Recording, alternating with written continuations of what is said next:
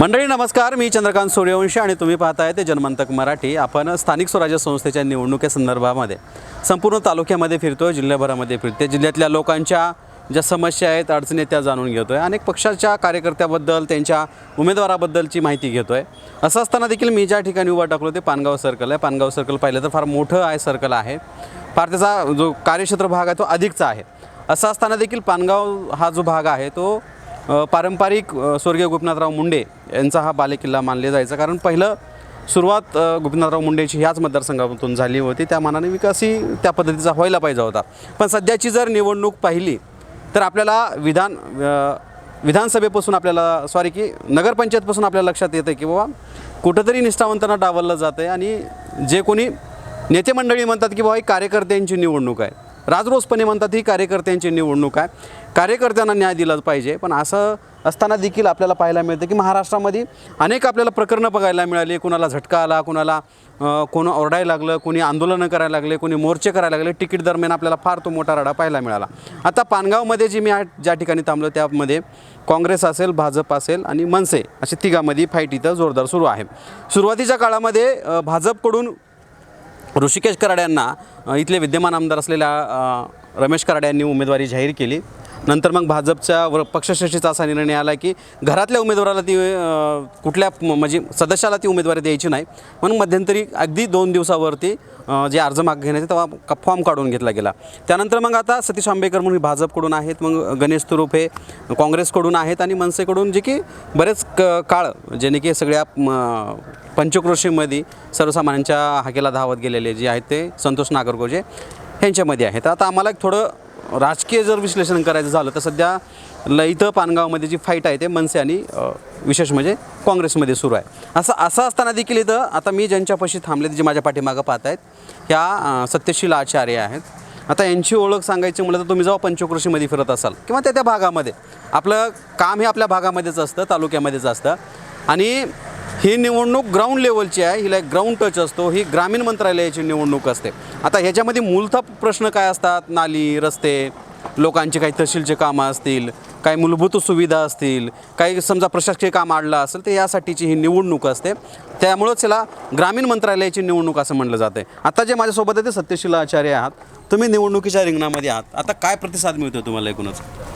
खूप काही व्यवस्थित प्रतिसाद मिळतो आहे आणि माझे बी काही कामं असल्यामुळं लोकांना आता एक पर्याय म्हणून मी अपक्ष उमेदवार म्हणून उभी आहे इथं, तर आम्हाला खूप म्हणजे लोकांचं म्हणणं आहे की जनतेत काम करणारा उमेदवार पाहिजे, म्हणून लोक आम्हाला प्रतिसाद खूप चांगल्या पद्धतीनं देत आहेत। कधीपासून हे लोकांचं काम करता तुम्ही? किती वर्ष झालं या राजकारणामध्ये आहात? मी 2001 पासून राजकारणामध्ये आहे आणि मुंडे साहेबांपासून मी काम केलेलं आहे इथं। तर आतापर्यंत मी 2 वेळेस ग्रामपंचायत लढवलेली आहे। एक वेळेस मी ग्रामपंचायतला निवडून आले आणि माझ्या कामावर लोकांनी निष्ठा ठेवून आज मला लोकांनी उभं राहण्यासाठी फार फोर्स केल्यामुळं मी अपक्ष उमेदवारी लढवत आहे। आता बघा तुमच्या पाठीमागे आम्हाला काही लोक दिसत आहेत, बरोबर?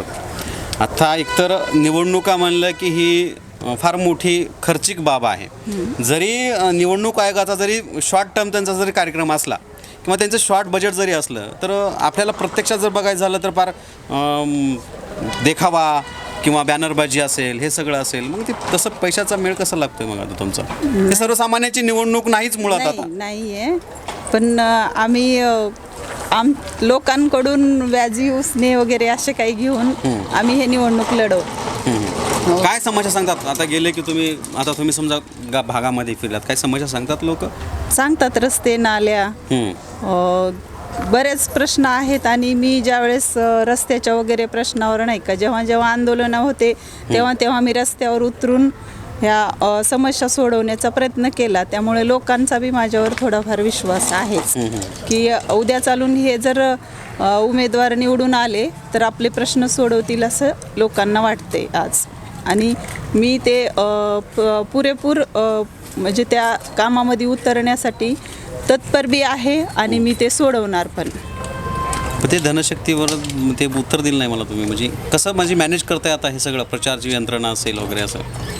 आम्ही असं आम्ही काही कुठली यंत्रणा दुसरी राबवत नाही, चालत जातो आणि लोकांपुढे जातात. लोकांपर्यंत पोहोचतो, लोकांना कन्व्हिन्स करतो की आम्ही तुमचे पुढचे कामं म्हणजे जे काही आहे ते आम्ही व्यवस्थितपणे करू म्हणून. आता मला एक प्रश्न पडला आहे. प्रश्न असा आहे की कुठलाही पक्ष झाला, तुम्ही पक्षामध्ये बऱ्याच वर्षापासून काम करता, फार ह्या नगरपंचायतीपासून निष्ठावंत फार चर्चेत आले. तुम्ही माध्यमांवरती पाहिलं असं की काही जणांना चक्कर आले की निष्ठावंताचं तिकीट कापलं गेलं आणि प्रामुख्याने जो पक्ष पुढे ह्या सगळ्या घटनेमध्ये होता तो भाजपचा होता. हो. तसंही तुमच्या बाबतीत इथं घडलेलं आहे नाही ना. एकाच घरामध्ये तिकीट देणं म्हणजे कितीपत योग्य होतं? असं दुसराही समाज होतच की इथं न्याय देण्यासाठी आहे. मी त्यावर काही बोलू शकत नाही. मी एवढंच म्हणते की ज्यावेळेस पक्षापुढं 4 व्यक्ती समोर असतील तर त्यावेळेस एकाच व्यक्तीला त्यांना न्याय देता येईल. ते 4ही व्यक्तीला न्याय देणार नाहीत म्हणून मी पक्षश्रेष्ठीला याच्यावर काहीच बोलू शकत नाही. बाबा तुम्ही इथलेच का? कोण तुम्ही? तर मावशी तुम्ही?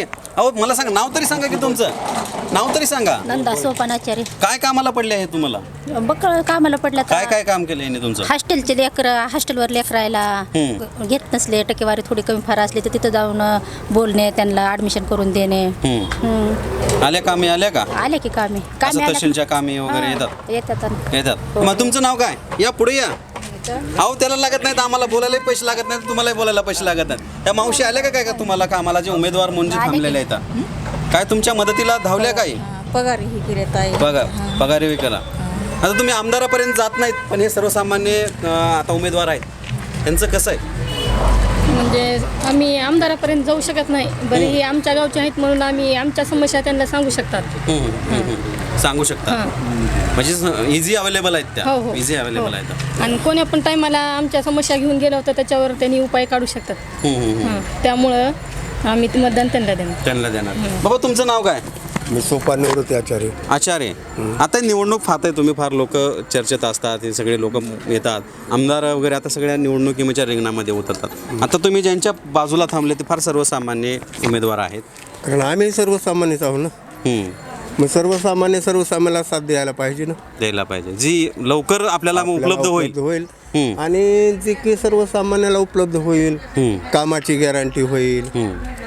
जरी पैसा नसला काही नसला तरी माणूस सहज उपलब्ध होऊ शकेल.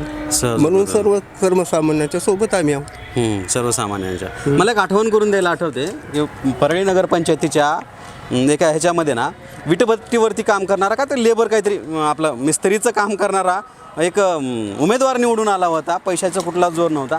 तुम्ही इथलेच का? हे ज्या उमेदवाराच्या बाजूला तुम्ही थांबले ते फार सर्वसामान्य आहेत. एवढी मोठी धनशक्ती फार समोर आहे, यांना कसं टप करणार? त्याचं कार्य फार महान आहे. हां. कोणाचं डिलिव्हरीचं असेल, कोणाचं 60 वर्षाच्या पगारीचं असेल, त्यानं काही न मोबदला घेऊन त्याने सेवा केलेली आहे म्हणून आम्ही त्याच्या पाठीशी आहोत. आता आमदार बी आश्वासनं देतातच की. त्या आमदाराचं आम्हाला काय घेणं देणं नाही. आम्हाला स्थानिक लेवलच्या माणसाची गरज आहे. स्थानिक लेवल निवडणूक स्थानिक लेवलची आहे ना. तुम्ही तर बिल्ला लावलाय. आता तुम्हाला काय उमेदवाराबद्दल माहिती आहे का? हो माहीत आहे ना. काय तुमच्या कामी आले ते? पगारीची कामं करतात, दवाखान्याची कामं करतात. कुणाची काय अडचण असली त्या अडचणीला धावतात. मध्ये पानगाव फार मोठं शहर आहे. बरं तुम्ही ह्याच एरियामध्ये राहता का? काय इकडल्या झाल्या का सुविधा पण? हो ना. काय झालं? बोर घेतलंय, पाणी कधी सुटलं नाही, सुटलं लक्षात ठेवता, सोडायला सांगता, बोलते तर जे आहे ते आता ते सत्तेवरच नाही तर त्यांना आपण काय भांडणार? कुठं नाल्या द्या, कुठं रस्ते द्या, कुठं सिमेंट रोड काढा म्हणायला आपल्याला.